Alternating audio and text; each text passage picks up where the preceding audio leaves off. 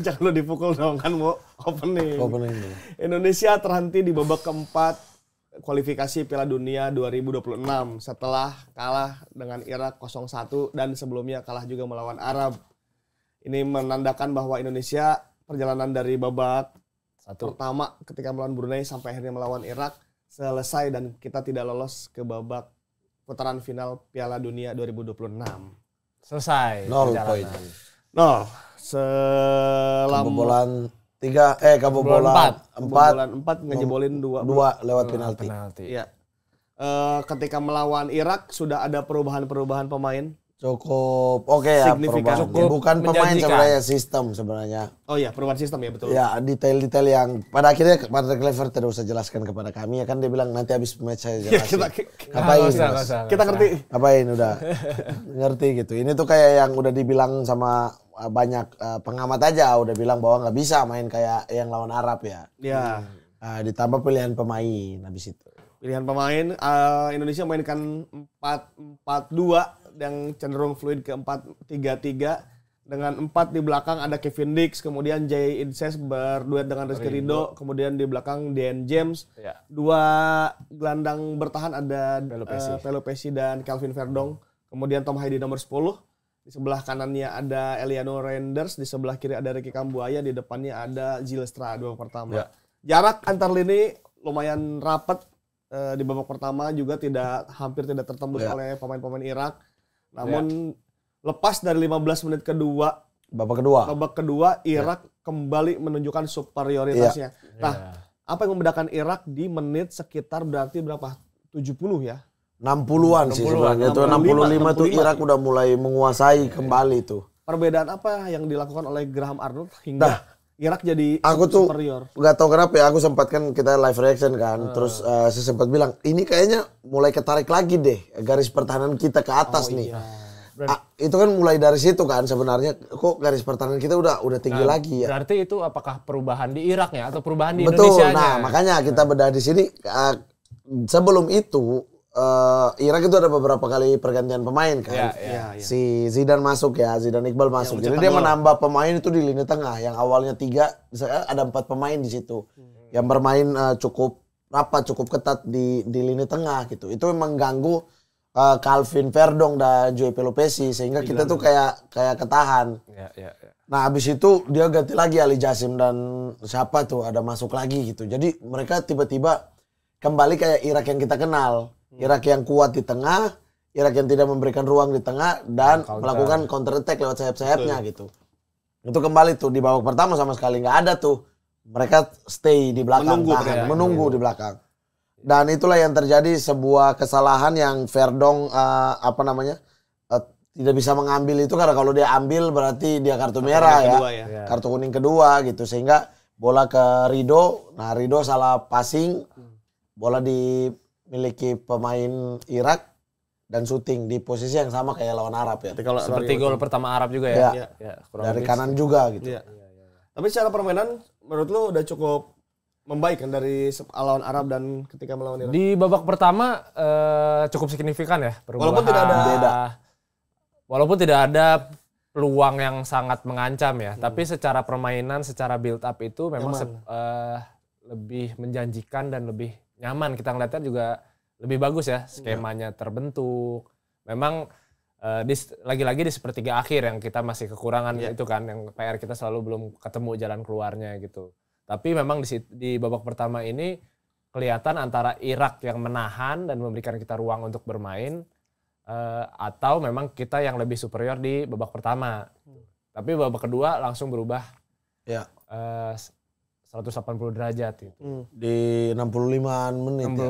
Nah ini antara itu yang tadi dibilang, apakah itu antara perubahan taktikal dari Iraknya, taktik Irak yang berubah, yang mengcounter taktik kita, atau perubahan jarak bertahan kita yang menjadi lebih tinggi dari pertahanan kita sendiri, itu yang berubah. Kayak menurutku Irak yang berubah sehingga kita terikut tertarik ya. Tertarik jadinya. Menurutku Graham Arnold cukup pintar di match ini ya.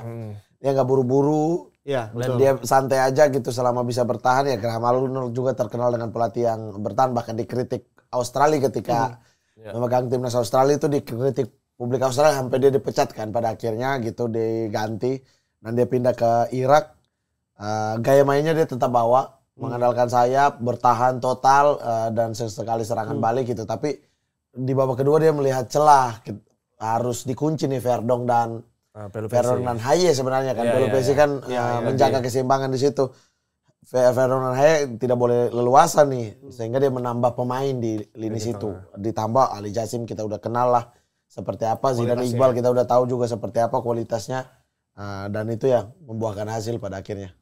Usaha pergantian pemain dari Patrick seperti masukan oleh Romeni, masukan Emiliano Jonathans, itu dibilang cukup berhasil atau gimana? Karena kalau gue sih secara pribadi melihatnya tidak ada perubahan yang signifikan sih ketika mereka masuk. Sebenarnya satu kelemahan yang kelihatan adalah lini tengah sih. Kita sangat tipis di lini tengah. Dari pertandingan lawan Arab sama pertandingan sekarang, 2 pivot yang disiapkan ini ya nggak ada backup yang sepadan gitu. Bahkan melawan Arab akhirnya tidak ada pergantian di 2 pivot. Lawan Irak ini ada pergantian di Joey Pelupesi, tapi itu pun diganti oleh Sananta yang udah merupakan usaha akhir kan gitu.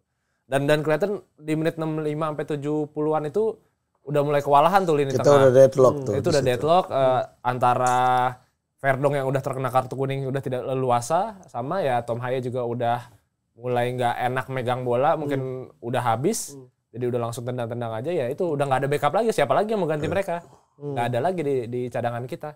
Nathan pun akhirnya dijadikan bek kiri, bukan sebagai pelapis di DMF kan.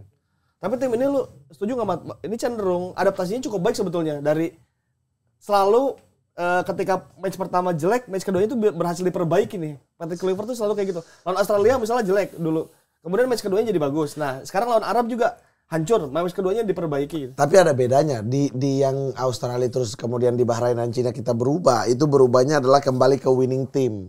Ya, kembali ke settingan sudah dibangun dulu ya. Iya, begitu pemain-pemainnya, line up-nya maupun sistemnya gitu.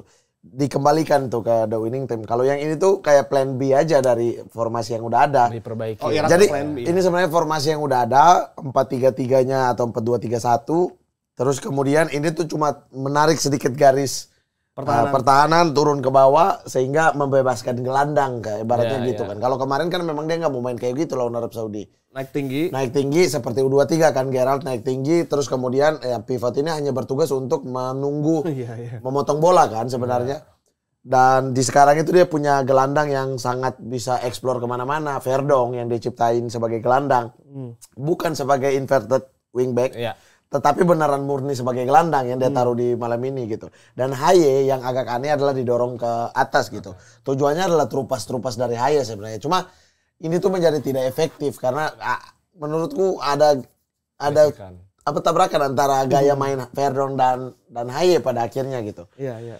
Dan tidak ada pemain lagi di posisi itu sih. Tidak ada. Iya. Nah, yang tidak kita mengerti adalah, dan saya juga belum paham sebenarnya apa maunya Kluivert dengan serangan, terutama di sepertiga akhir, karena tidak pernah ada skema yang jelas. Karena kita tuh susah banget menciptakan peluang. Opsi menyerangnya ya? Betul. Kalau dengan 3-5-2 atau 3-4-3 kita udah tahu serangan balik, kita main dari sayap, orang di tengah menarik lawan, dan second line masuk lah. Dan ibaratnya gitu. Kalau yang ini, kita tuh dari Lebanon sampai bingung tuh. Dia tuh mau main kayak apa sih di lini depan ini? Apakah umpan-umpan pendek 1-2? Apakah crossing ke dalam? Apakah winger itu bergonta-ganti dengan striker, karena di babak pertama tidak terlihat itu Mauro Zilstra keluar dari kotak penalti gantian dengan Eliano atau Ricky, nggak ada. Dapat momen sekali sih. Iya. Umpan Tom. Iya, maksudnya dia tetap di kotak penalti 9 klasik gitu. Tapi kemudian dia masukin Ole yang abis itu rubah Ragnar juga ganti Ricky yang bisa mobile gitu. Jadi mau main kayak apa sih dia tuh di ini, dan siapa sih tugas vokal dari nomor 10 yang bisa memanjakan mereka ini ya. Karena berapa kali juga Eli crossing gitu.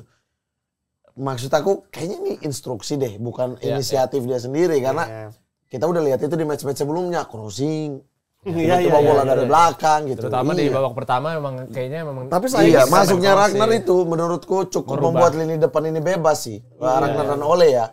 Karena pergerakan mereka itu sangat eksplosif sih di depan dan ganti-gantian gitu.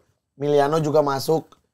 telat menurut saya kan, harusnya dari babak pertama membuat capek Irak di daerah situ gitu. Tapi second ball pun kita jarang dapat ya, ketika crossing dilempar juga nggak dapat second ballnya ya.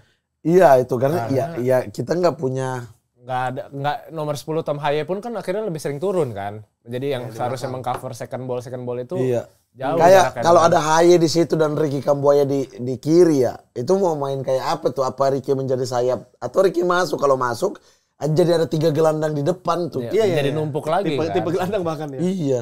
Tapi guys, tahan dulu guys. Kan kita ini lagi seabrek banget nih aktivitasnya ya. Si Mamat nonton bola dari pagi ke pagi lagi. Ini sampai subuh juga kita nonton bola. Sebelumnya gue udah nyiapin Indomie Jumbo nih buat kalian. Khusus buat yang aktivitasnya seabrek. Indomie Jumbo porsinya lebih tapi pas. Jadi mau sibuk apapun akan kuhadapi. Tapi Indomie Jumbo dulu dong. Ada 3 varian yang bisa kalian pilih nih. Ada Indomie goreng spesial Jumbo. Ada Indomie goreng Jumbo rendang. Dan Indomie goreng Jumbo ayam panggang. Mana? Sini, saya udah gak sabar ini. Ini dia. Buat aktivitas saya mana? Padat. Ya rendang dong. Ini saya. Oh ini aku. Mana aja. Wih, mantap ini. Lagi ya. Ini memang teman sejati ini. Kalau hektik memang lapar, hektik saya carinya ini sih. Pasti. Ini dulu guys. Redakan suasana ini. Aktivitas padat ini kita. Enak banget ini. Udah, kalian yang ngobrol ya. Saya fokus makan ya. Saya juga belum makan ini. Iya. Tapi gimana nih masa depan tim ini? Ntar makan dulu ya. Mau. Pokoknya buat teman-teman yang lagi hektik, jangan panik. Makan dulu. Kan semuanya bisa dihadapi dengan Indomie Jumbo. Jangan panik pokoknya. Gimana nih? Kalian kan hektik memikirkan masa depan tim ini. Kalau aku kayaknya selesai deh. Ini sebenarnya adalah akhir perjalanan dari ini ya, perjuangan panjang dari 2 tahun lalu ya. Kita kan selalu ada turnamen di depan kita kan. Iya, kualifikasi turnamen. Mulai dari round 1 melawan Brunei itu kalau nggak salah udah dari tahun 2022 ya. Iya yang 2023. Tanggul banyak itu ya. Iya, yang kita menang 6-0. Ya. Itu kalau aku sih sampai round 2 yang kita melawan Vietnam, Filipina dan Irak. Habis itu diselingi oleh Piala Asia. Iya. Piala Asia yang juga memorable ya. Memorable lumayan. Dan juga lolos ke babak selanjutnya. Lolos ke babak selanjutnya dan akhirnya round 2 pun kita lolos ke round 3 yang dimana kemarin itu kita lolos juga. Kalau pertanyaan Muhammad gue sih udah sih. Udah dengan yang ini. Udah siap. Dengan tim ini. Udah. Out sih. Tidak ada detail yang dua-duanya bahkan U23 juga. Kalau aku U23 duluan sih. Ini tuh aku kalau nilai misalnya U23 tuh nggak bisa aku nilai sama sekali sumpah.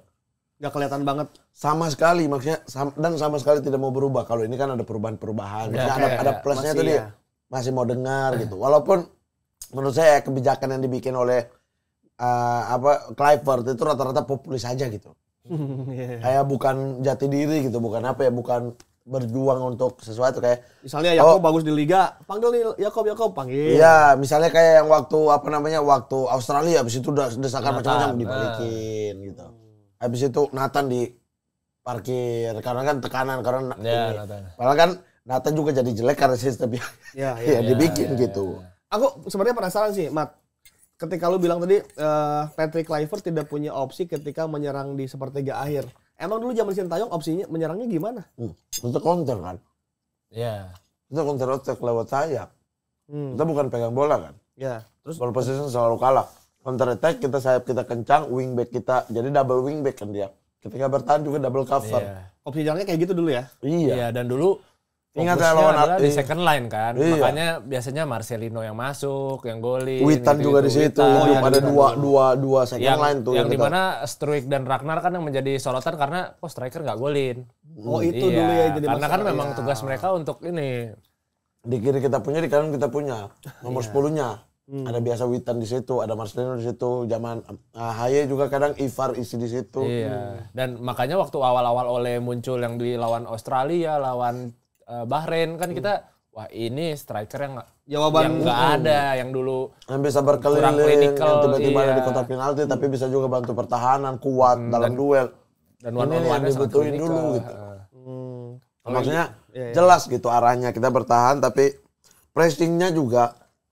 Kalau pressing jelas lah, perbedaan pressingnya jelas ya. Kalau secara permainan secara ini sangat berubah ya. Waktu itu sampai menit 80-an tuh pressnya tuh masih konsentrasi tingkat tinggi gitu. Ya, ini kelihatan suka jebol-jebol nih di 80 tuh ada bolong-bolong gue lihat nih. Bahkan kita rasio kebobolannya jadi sangat banyak ya.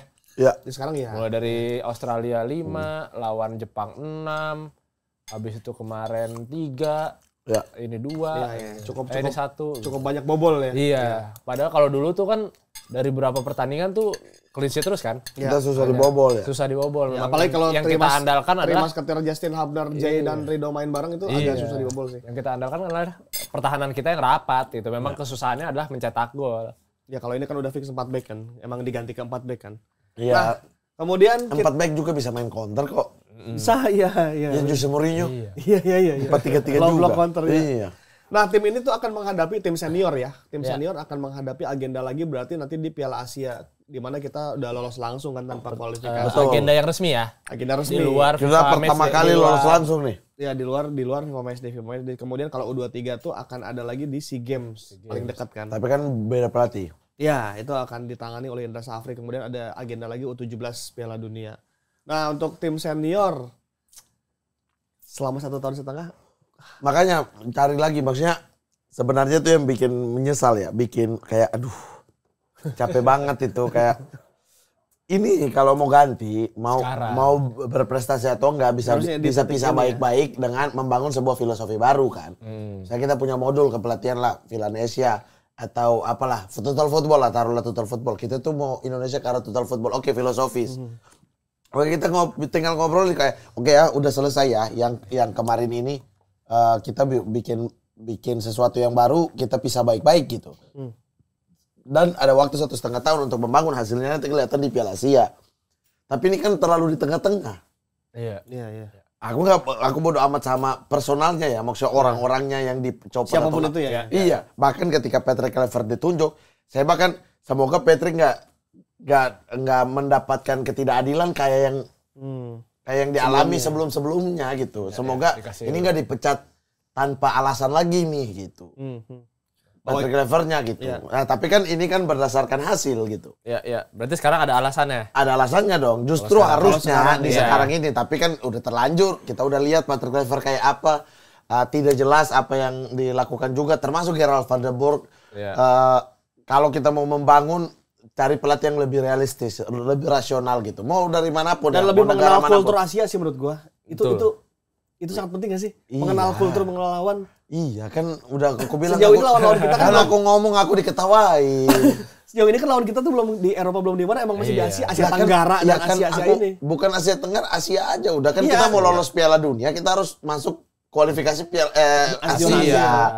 Ya gimana pasti kita main di Asia terus kecuali kita mau ke Piala Dunia. Atau FIFA Matchday tanpa poin atau tanpa apa namanya yang kita undang atau kita bertemu gitu. Ntar kayak dulu FIFA Matchday lawannya klub ini klub liga lokal. Lawan di sini tuh penting banget. Makanya maksud aku kayak dulu tuh aku udah ngomong gitu karena itu Klinsmann juga mengalami hal yang sama. Ya, Roberto Mancini itu kurang apa lagi tuh juara Liga Inggris, juara Eropa. Mengalami hal yang sama. Gerard Howler, sebelumnya juga ada pelatih yang Qatar itu. Iya. Itu juga mengalami hal yang sama. Bahkan bisa dihitung kali ya pelatih Lippi di Cina juga pelatih pintar Eropa yang ke Asia untuk sukses yang bisa adaptasi. Lippi itu kurang apa sih? Tapi di Cina nggak terlalu juga. Iya. Yang ada di otakku cuma Gus Hiddink doang yang bisa dibilang sukses nggak terlalu juga. Di Asia sukses gitu. lah itu Korea Selatan. Iya, di saat mereka tuan rumah kan. Iya. Habis itu kan kurang juga gitu. Maksud aku kayak lebih mengenal itu lebih bagus kultur sepak bola yang terjadi di Asia bukan karena pemain-pemain kita tapi karena lawan yang kita hadapi. Itu dia. Harus mengenal lawan juga. Karena sebenarnya kita kalau dalam makanan nih kita ingredients-nya tuh udah bagus-bagus nih. Iya. Bahan-bahannya udah dari ambil ini dari yang bagus, ini dari yang bagus. Tinggal siapa yang ngeracik nih bahan-bahan ini untuk dan tergantung siapa yang hasil mau yang makannya. bagus. Nah, iya. Itu selera makannya gitu. Makanya. sih. Jadi itu dia, semoga menjadi pelajaran ya ketika mengganti pelatih, ketika mengganti sesuatu dalam hal krusial dan dalam babak-babak krusial. Semoga kita juga jadi ngerti di kemudian hari jika ada kasus-kasus kayak gini, kita tahu harus bersikap kayak gimana. Iya. Yang jelas terima kasih untuk seluruh pemain dari yang sudah berjuang di babak awal ketika lawan Brunei sampai sejauh ini, karena ini adalah pencapaian terjauh kita dalam kualifikasi Piala Dunia. Sampai hanya tinggal berjarak 2 match lagi bahkan gitu. Sudah capek berperang, sudah bagaimana. Pokoknya kita apresiasi setinggi-tingginya. Jika pun ada off day 1-2 match, wajar, namanya juga pemain bola ya. Ada salah-salahnya pasti tentu. Ya. Lagi ya jangan hujat pemain ya. Iya, jangan hujat pemain. Karena ada namanya Ronaldo juga pernah jelek gitu. Maksudnya banyak kok. Buffon pernah blunder sebagai Messi kiper. juga pernah. Di saat-saat genting lagi. Tangga bola lepas kan. Saat-saat genting mau Scudetto. Taibi. Enggak, Taibi. Buffon maksudnya sekelas Gotnya kiper aja pernah melakukan hal-hal begitu gitu. Jadi semoga kita bisa terus melangkah sepak bolanya dan semoga di 2030 kualifikasi pemain-pemain ini masih pada fit dan kita bisa melangkah lebih jauh lagi ke babak selanjutnya dan bahkan ke Piala Dunia sih. Evaluasi ya. Itu aja ya. Oke. Terima kasih banyak teman-teman. Tetap semangat menonton bola, apalagi sepak bola Indonesia. Nanti Piala Dunia 17 ya. Kita dukung timnas lagi. Tenang. Kita dukung lagi timnasnya Nova Arianto di Piala Dunia U17. Kalau begitu kami pamit. Assalamualaikum warahmatullahi wabarakatuh. Dadah.